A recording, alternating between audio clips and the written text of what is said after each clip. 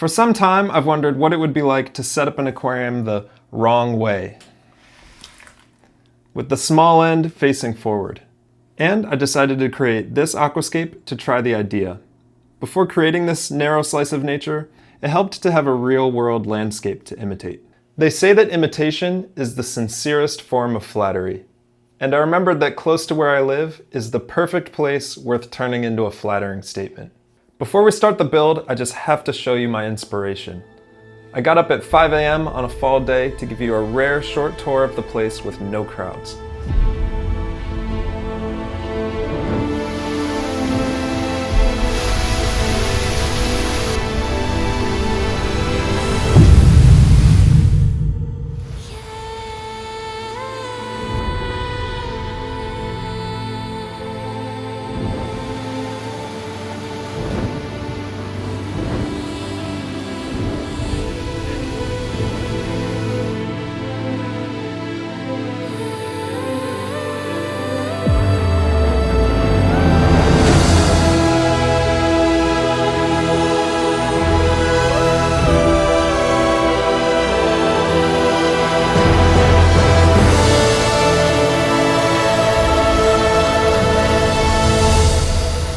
Welcome to the Undr life. This is how I made a narrow tank inspired by the gorge at Watkins Glen, New York. I opted for a tiny little tank, both to keep this project relatively low cost and simple, and to make sure that the aquarium fit on my shelf with the tank's longest dimension pointing outward from the wall. I recently had an aquarium arrive broken in the mail, so I checked this one super thoroughly to make sure there were no cracks anywhere. For this build, I planned to have a small custom filter in the back corner. The filter would be driven by a pump like the one in my other aquarium, so I transferred that pump over temporarily, allowing me to visualize the amount of space I'd need to leave for it.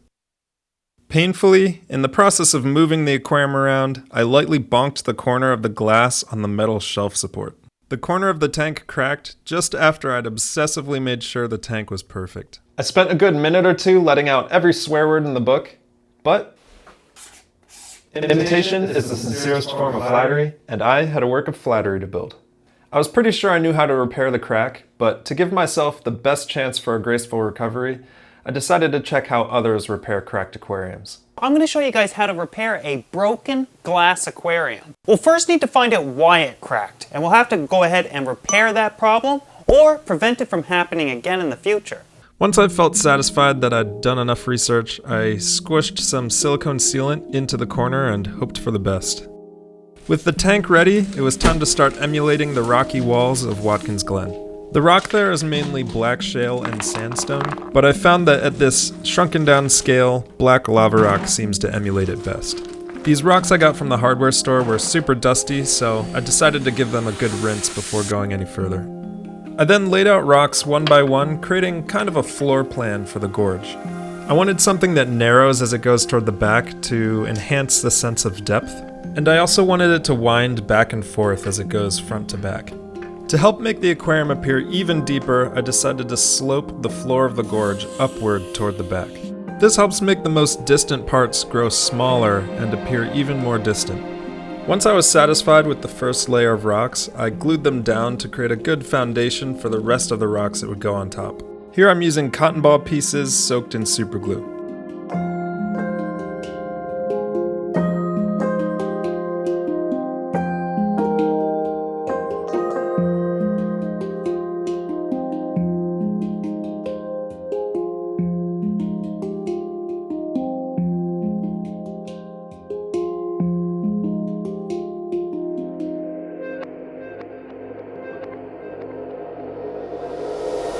As I worked, I kept in mind a certain plan. I wanted to create 3 general sections of the aquascape, highlighting 3 of my favorite features from the park. 1, Rainbow Falls. 2, the effect where the gorge walls seem to trade places, creating a winding, layered look. And 3, Cavern Cascade. As I was piecing rocks together, I enjoyed finding the best fits possible. It gave me a little sense of joy every time I could get a rock to perfectly hug its neighbors.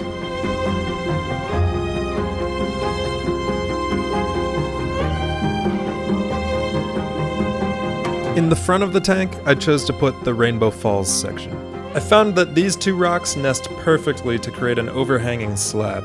This emulates the slab that the water rolls off of at Rainbow Falls.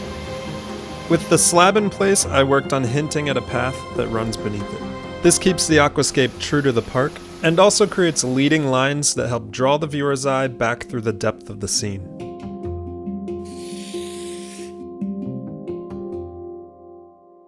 With Rainbow Falls starting to take shape, I began working on the second section as well, the part where the walls zigzag and trade places. Here you can see the winding walls starting to take form. The location of this cotton piece was pretty noticeable, so I covered it with black sand to keep it hidden. Another trick I used when gluing pieces together was to bond the glue instantly using baking soda. This was especially helpful in areas where the rocks couldn't be self-supporting. One of my favorite cantilevered sections I created was this one. I started leaning the entire wall inward on the right side. This was inspired by similar features at Watkins Glen, where the entire large wall leans over the gorge without collapsing. At the very bottom of the tank, I added more small rocks to help emulate the circular whirlpool areas of the gorge.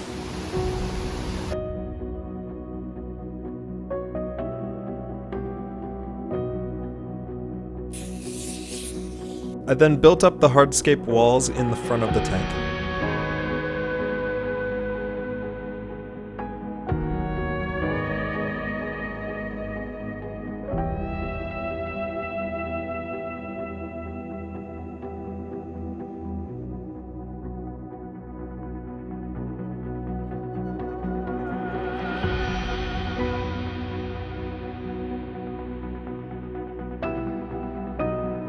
I then decided it'd be really cool to create an arch representing the many bridges throughout the park.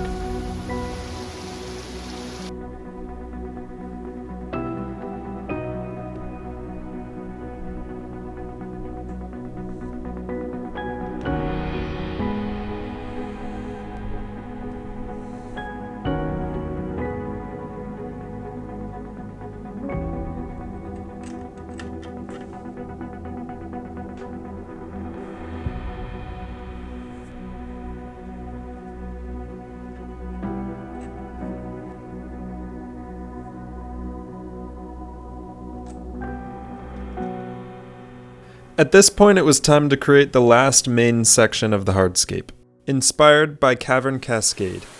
My favorite thing about this waterfall, other than the fact that the path goes beneath it, is how the gorge narrows to a tiny little crevice of light above the waterfall. This makes it perfect for the back of the aquarium, where I wanted everything to look smallest and narrowest. It actually got so narrow in the back that my fingers covered over everything I was working on, and I was limited in what I was able to film. You can see the narrow crevice here in these clips of me testing to make sure the pump still fits. With the hardscape finished, I took the aquarium outside to rinse out the baking soda.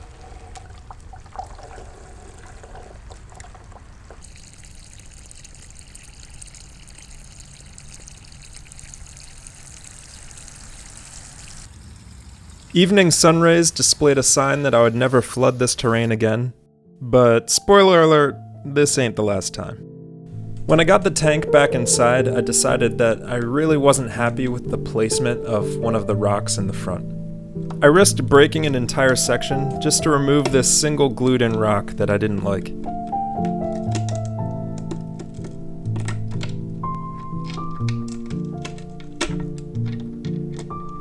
Luckily, not too much broke around it. I replaced the rocks with new ones that did a better job of maintaining the leading lines I'd worked really carefully to craft. To make extra sure all my hard work stays in place, I decided to add epoxy putty in some areas for reinforcement.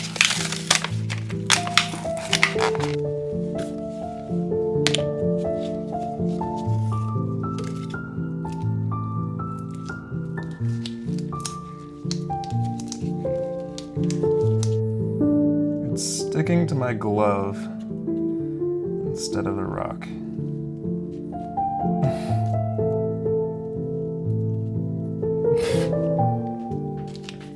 Alright, that's it. The gloves are coming off. Doesn't stick to my fingers. Once I'd placed epoxy everywhere I wanted it, I masked off the area where light shines above Cavern Cascade and prepped the tank for applying a black background. I wanted to make sure the viewer can see through the back of the tank here, but not through unwanted gaps between the rocks, like here and here.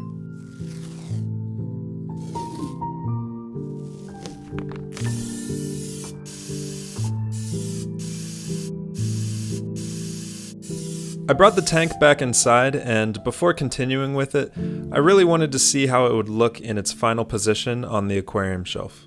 To properly see it, I needed a tank light, and I decided to steal the light from this 1-gallon aquarium I set up a long time ago. I removed the single shrimp that was living in there, tore down the tank, and set up the light on the new tank.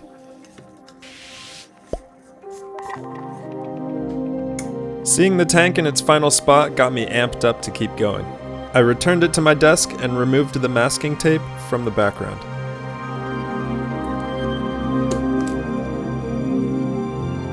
Before adding plants, I decided to remove as much of the white glue from the black rocks as possible. Wherever I could fit it, I used a Dremel to grind the dried glue into dust.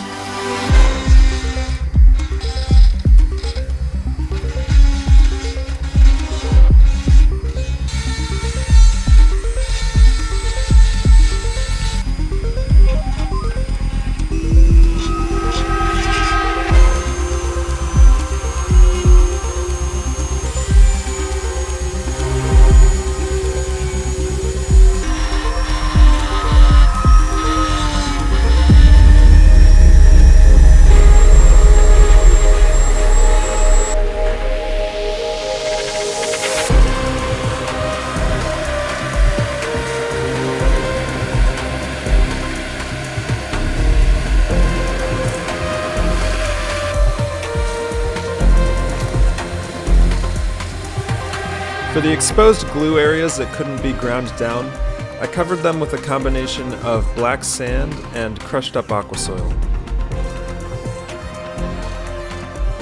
I'm interrupting the narration to share in real time that I'm realizing I might be creating for myself a maintenance nightmare. The lava rock is right up against the edge of the glass, and there's no way I'm going to be able to get any sort of cleaning tool in there or a scraper. So yeah, good luck to me. Maybe in the future I'll paint it black so you can't see through it or see the ugly stuff. Maybe I'll just leave it like that. It'll be an experiment, so I'll see what happens. But this aquarium is also going to be super hard to maintain because this is a super narrow little ravine, and getting my hand in here, like I can't even get my hand to the bottom except for in the very front I can just barely tap. So I can forget about getting my hands deep in here. And on top of that, I've got these little bridges and things sticking out, so I'll have to rely on tweezers. Later in the video, I'll share how things are going with maintaining.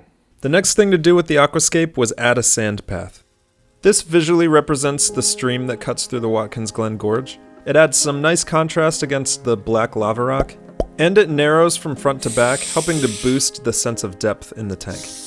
As you've seen already, several of my decisions centered around making this tiny little tank look a mile deep.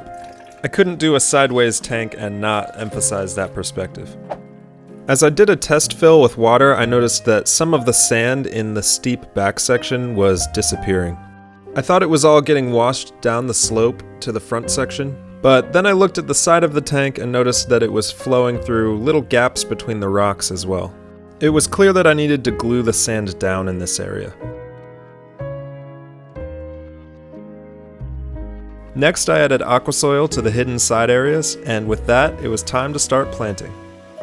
Some of the plants I wanted to add to the Watkins Glen aquascape were already happily living in another one of my aquariums.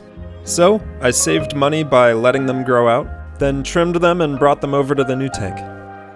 The first plant I chose to add is my very favorite kind of moss, Physidens fontanus. I pronounce it fontanus, but you can choose to pronounce it however you'd like. My first priority was to place the moss over any remaining glue spots to hide them.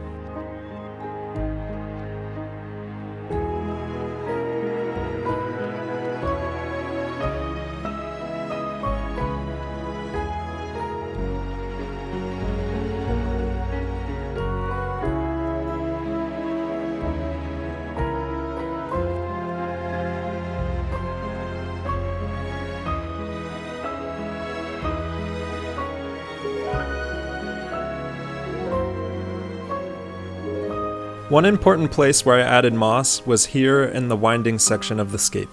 I added moss to the more distant section on the right while leaving the closer wall unplanted.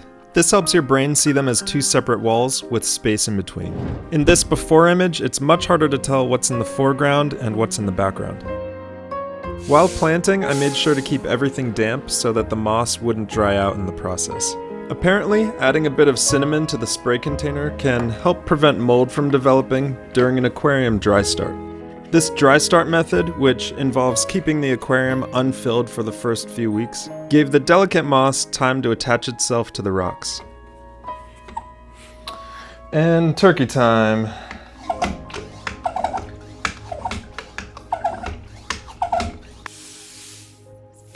After the moss, I added another favorite plant of mine, Ricardia camodryfolia.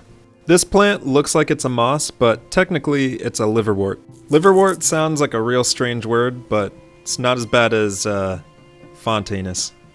If you've been skipping around this video and are really confused about what I just said, let me know down in the comments that I just caught you red-handed.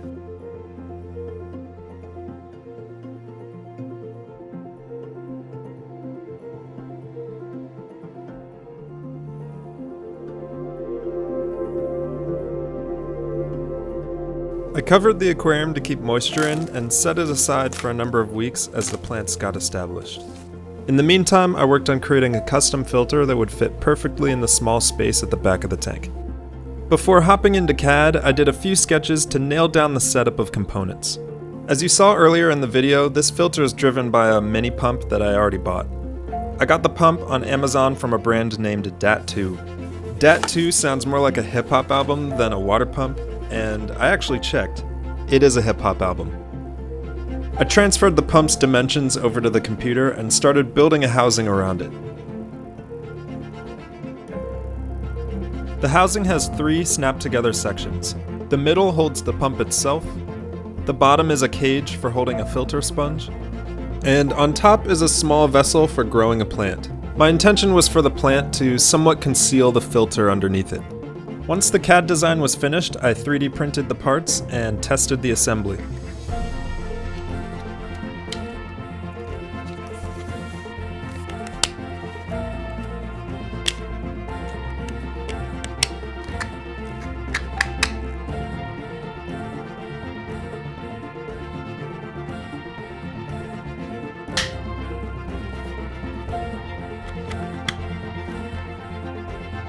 With the filter designed and the dry start process near its end, I began planting stem plants.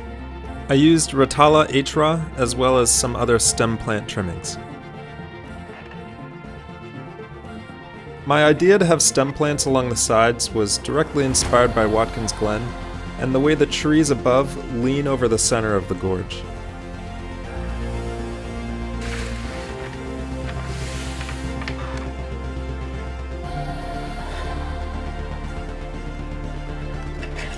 For some more visual variety, I also added Bucephalandra. Just look at how this one plant makes the whole scene look more interesting. I added 3 different varieties, with the largest in the front and the smallest toward the back. Placing the smaller plants in the back helps to create the sense that they're way off in the distance.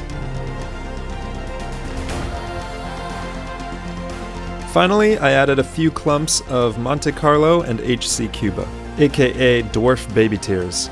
These look like larger and smaller versions of each other, so again, I put the larger in the front and the smaller in the back. With the planting complete, it was finally time for the exciting and risky part of filling up the tank. I wasn't totally sure whether the moss and liverwort had attached themselves enough by this point, so I knew there was some possibility of them simply drifting away as the water rose, ruining all my hard work. I poured really slowly from this little watering container to try to minimize the chance of any currents washing a plant away. You can see here that some plants were starting to detach, which was making me pretty nervous. I moved the tank over to its final spot and continued filling from there. I moved extremely slowly because I did not want to end the project the same way I started it, by cracking the glass. Prevent it from happening again in the future. Fortunately, there were no cracks this time, and only tiny little pieces of plants came detached, nothing serious. I moved to installing the custom filter, and this is where my good fortune ended. After all of my measuring and engineering, the thing didn't fit. I tried cutting out a section of the corner to see if that would help. The filter went further down, but still got stuck. Then I tried cutting out a larger chunk of the corner. With this change, it just fit. Rather than having a bunch of choppy, jagged edges, I went back to the computer and made edits, then 3D printed an all-new filter. This one is also all black, which makes it a lot less noticeable in the tank.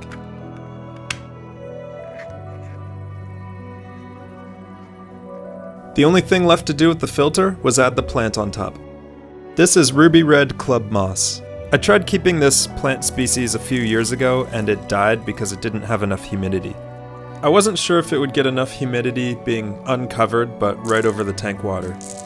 I really love the look of this plant though, so I've been looking for an excuse to use it again.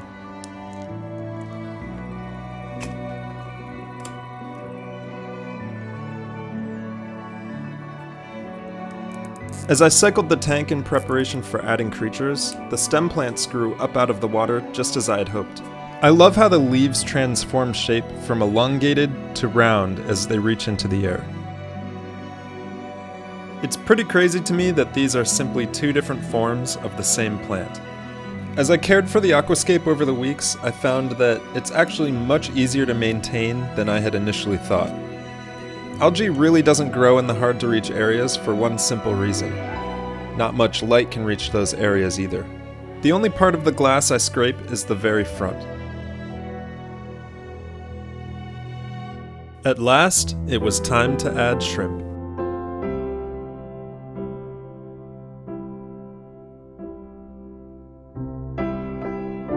I love watching shrimp explore an environment I've created.